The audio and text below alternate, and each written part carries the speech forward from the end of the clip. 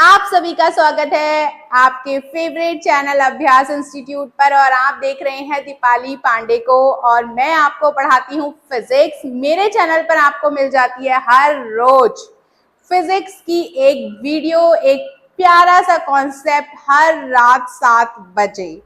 ठीक है, तो आप सभी ने अगर मेरा चैनल सब्सक्राइब नहीं किया है तो आज ही कर लो।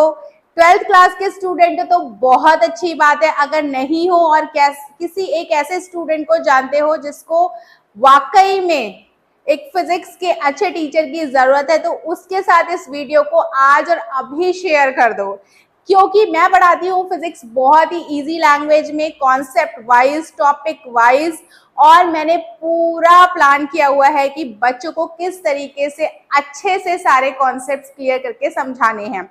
तो मैं आपको पढ़ा रही हूँ फिजिक्स का चैप्टर नंबर 2, चैप्टर 1 की सारी वीडियोस मैंने अपलोड की हैं। मैं न्यूमेरिकल सीरीज भी लेकर के आऊंगी, मैं PYQ सीरीज पर भी जाऊंगी, बट उससे पहले हमें अपने सिलेबस को खत्म करना है, हमें सारे के सारे टॉपिक्स को एक बार कंप्लीट कर लेना है। तो बने रहो मेरे साथ मेरे चैनल पर और इस वीडियो को लास्ट तक समझो, क्योंकि आज मैं आपको इलेक्ट्रिक पोटेंशियल का एक अलग टॉपिक समझाऊंगी।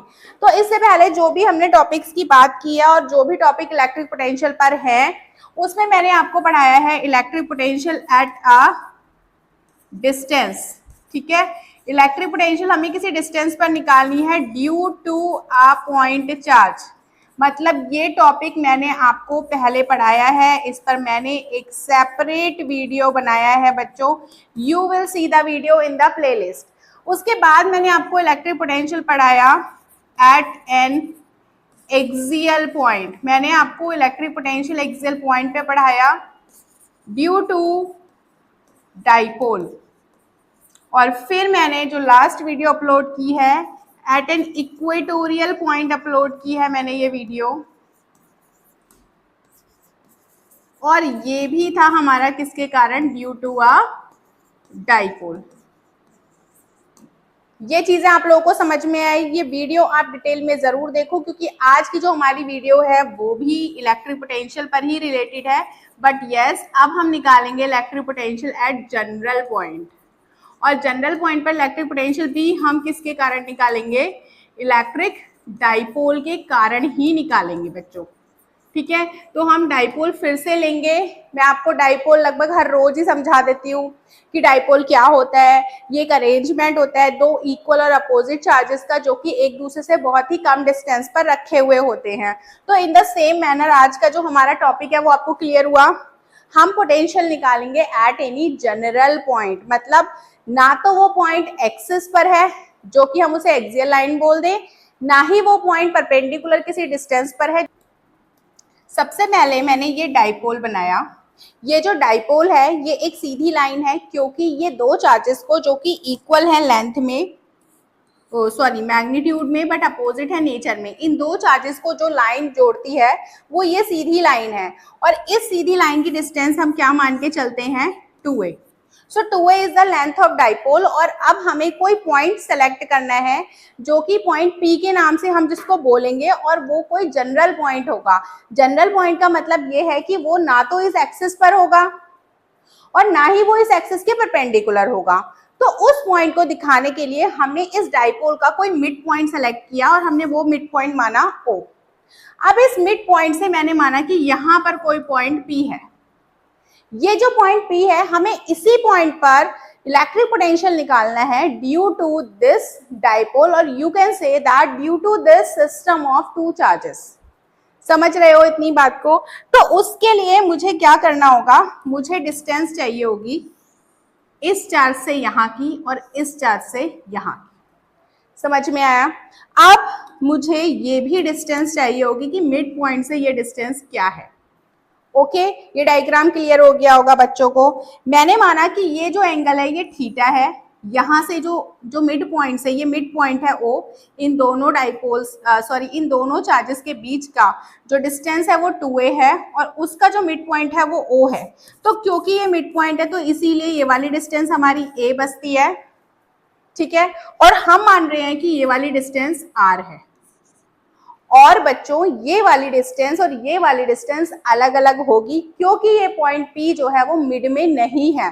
तो मैंने माना कि ये डिस्टेंस R1 है और ये डिस्टेंस क्या है, R2 है, और ये एंगल क्या है, थीटा।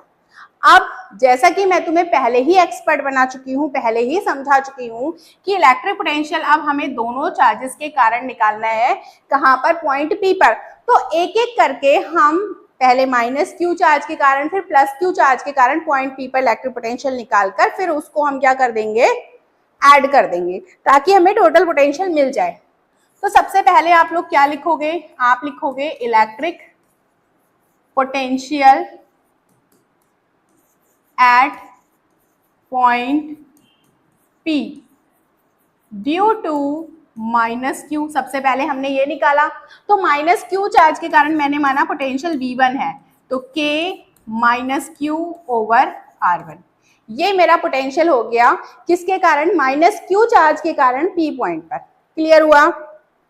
ओके, मैं इसको इक्वेशन 1 मान रही हूं, और ऐसे ही अब मैं निकाल रही हूं इलेक्ट्रिक पोटेंशियल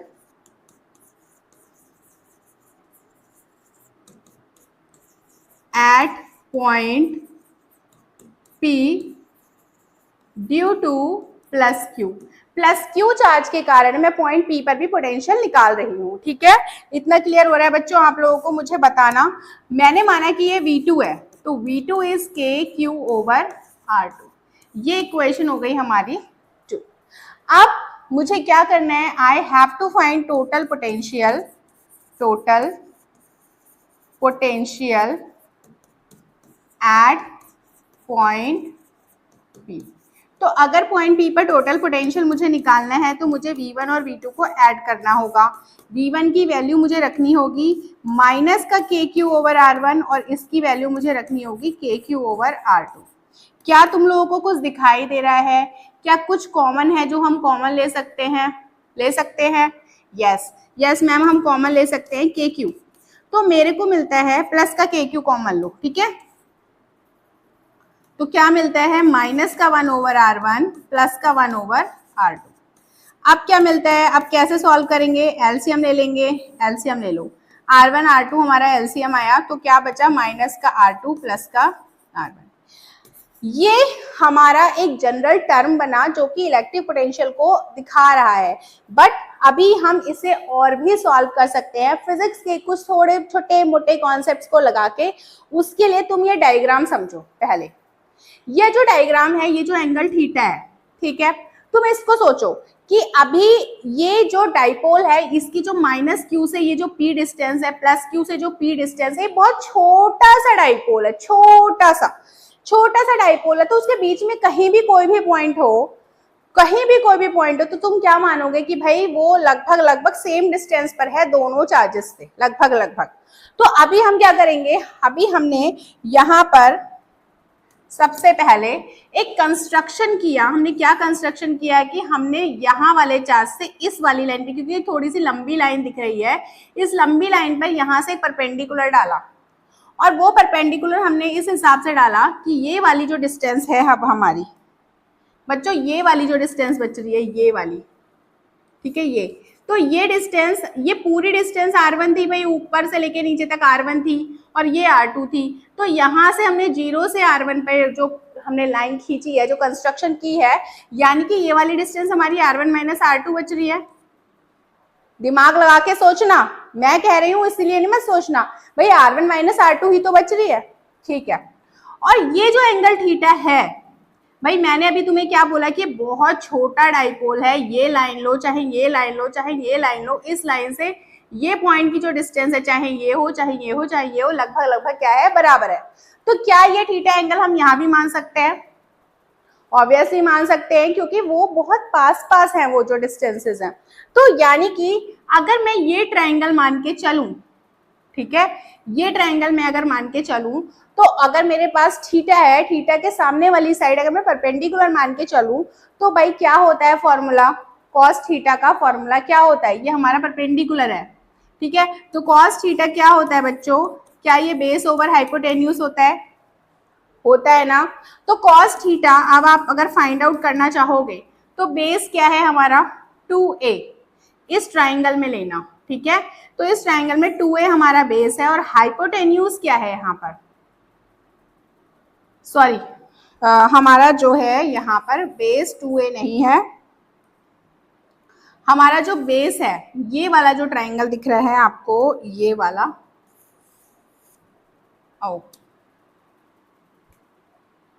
ये वाला जो ट्राइंगल दिख रहा है इसका मैं नाम रख देती हूँ ए बी और सी। ए बी सी ट्राइंगल में देखो, ये अगर थीटा है, ठीक है, ये अगर थीटा है, ठीक, और फिर थीटा के सामने वाली साइड परपेंडिकुलर, ये हाइपोटेन्यूज और ये बेस, तो बेस क्या होगा, r1 माइनस r2 होगा और हाइपोटेन्यूज कितना होगा, 2a होगा। यानी कि r1 माइनस r2 की वैल्यू हमें क्या मिल रही है, 2a cos थीटा। ये तो हमारी चीज हो गई, नंबर 3 इक्वेशन हो गई। एक चीज तो आप ये ध्यान रखो, और दूसरी चीज आप क्या ध्यान रखो कि जो r1 और r2 का प्रोडक्ट होगा वो लगभग जो है किसके बराबर होगा, वो लगभग r स्क्वायर के बराबर होगा। क्यों होगा वो r स्क्वायर के बराबर, क्योंकि मैंने बताया कि जो r1 है और जो r2 है वो लगभग सेम डिस्टेंस पर है, बहुत ना का अंतर है, बहुत ना का अंतर, तुम उस ना के अंतर को इग्नोर कर सकते हो। तो r1 और r2 का जो प्रोडक्ट है वो r स्क्वायर के अप्रोक्सीमेटली इक्वल बराबर है। समझ में आई इतनी बात। तो हमने ये किया, हमने इसको इक्वेशन नंबर 4 मान के चला। अब हमारी ये तैयारी हो गई।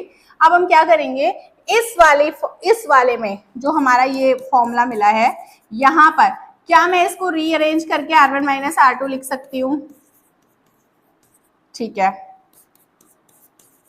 r1 माइनस r2 की वैल्यू क्या 2a cos थीटा दिख रही है, यस मैम, और r1 और r2 की वैल्यू मैंने अभी तुम लोगों को क्या बताई, r स्क्वायर, ठीक है।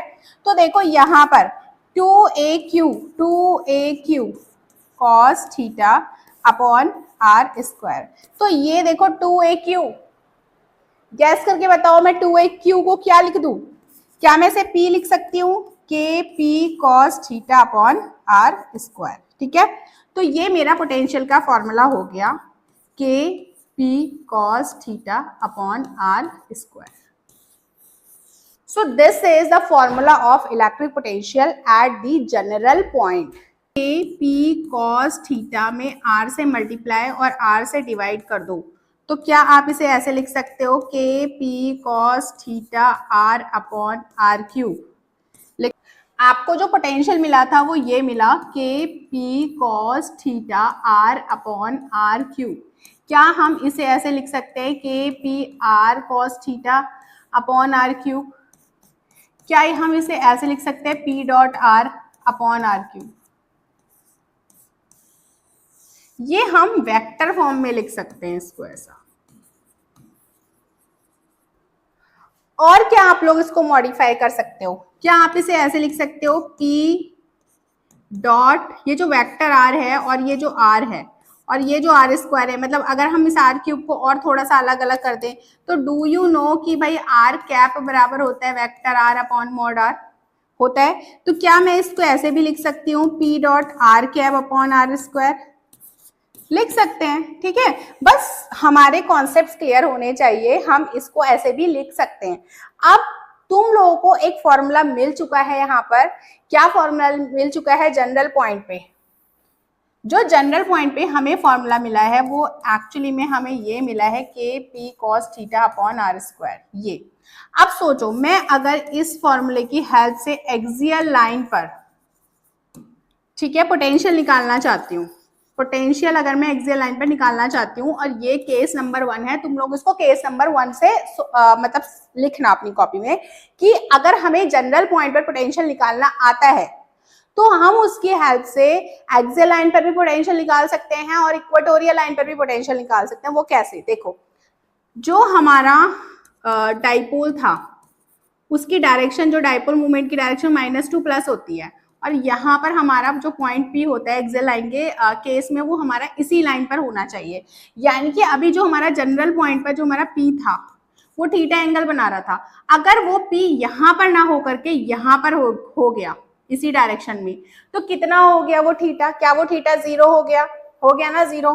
तो अगर आपको ये निकालना है तो आप थीटा क्या रखोगे, 0 रखोगे, और आप अगर थीटा 0 रखोगे तो P Kp cos 0/r² करोगे तो आपको फॉर्मूला मिल जाएगा kp/r²। क्या ये हमारा पी एक्सियल का फॉर्मूला था? क्या हमने यही फॉर्मूला निकाला था बच्चों? आपको याद आ रहा होगा, मैंने आपको यही फॉर्मूला प्रूफ करना बताया था एक्सियल लाइन पर। तो एक तीर से दो निशाने, ठीक है। अगर हमें इक्वेटोरियल लाइन पर निकालना है बच्चों, अगर हमें इक्वेटोरियल लाइन पर निकालना है तो ये पॉइंट पी यहाँ होना चाहिए, यहाँ, और ये थीटा कितना होना चाहिए? ये 90 डिग्री का होना चाहिए इक्वेटोरियल लाइन के लिए। तो केस नंबर 2 हम लोग क्या लिख सकते हैं? ये वाला ही कलर दिखेगा इस पर। तो केस नंबर 2 में हम क्या लिख सकते हैं कि अगर हमें पोटेंशियल निकालना है, कहाँ पर निकालना है हमें? इक्वेटोरियल पॉइंट पर अगर हमें पोटेंशियल निकालना है तो हमारा थीटा कितना होना चाहिए? 90 होना चाहिए, ठीक है। तो अभी हमारा जो जनरल फॉर्मूला है वो यही है, P बराबर KP cos थीटा, यानी कि cos 90/r², और cos 90 की वैल्यू 0। तो हमें जो P इक्वेटोरियल मिल गया यहाँ से, वो क्या मिल गया? 0। यही होता है ना, पोटेंशियल एट इक्वेटोरियल पॉइंट 0 होता है। तो देखो यहाँ पे जनरल पॉइंट वाला जो फॉर्मूला है वो दोनों के काम कर रहा है। मतलब आपका अगर बोर्ड एग्जाम में अगर ऐसा क्वेश्चन आता है कि भाई ये निकालो, और आप भूल गए कि भाई एक्सेल लाइन वाला डेरिवेशन क्या था, जनरल पॉइंट वाला डेरिवेशन याद है, तो उसको कर दो और उसमें कंडीशन अप्लाई कर दो। फिजिक्स का कोई एक तरीका थोड़े ना है कि आपकी मैडम ने लाइन खींच के दे दी कि बेटा आपको ऐसी ही लाइन खींचनी है, ऐसा नहीं है। आपका जो कॉन्सेप्ट आपके पास है उस कॉन्सेप्ट को अप्लाई करो एंड जस्ट सी क्या चीजें आप एक्यूरेटली कर रहे हो, क्या आप राइट वे में कर रहे हो या नहीं कर रहे हो। अगर आप राइट वे में कर रहे हो, it's okay, be satisfied and keep on working on yourself, ठीक है। तो ये डेरिवेशन अगर आपको क्लियर हुआ हो, just let me know in the comment section कि ma'am yes it is clear.